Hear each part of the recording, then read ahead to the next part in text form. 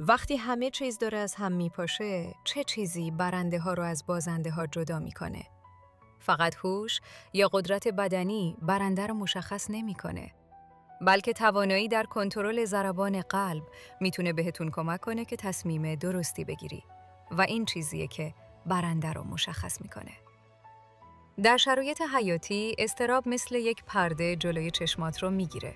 وقتی بترسی، انتخابت بر اساس فرار هست، نه بر اساس راه حل. اما آرامش بهت اجازه میده احتمالات رو ببینی. یادت باشه، توی طوفان زندگی، اون کسی سکان کشتی رو میتونه نگه داره تا کشتی غرق نشه که اول درون خودش رو آروم نگه داشته باشه. یادت باشه که آرامش بیخیالی نیست. آب دریا فقط وقتی تصویر ماه رو درست نشون میده که تلاطم نداشته باشه. ذهن تو هم دقیقاً همینطوره. در اوج بحران، اگه ذهنت آشفته باشه، حقیقت رو نمیبینی. آرامش تو سلاح توه. وقتی بقیه در حال دویدن هستند، تو بایست و فکر کن.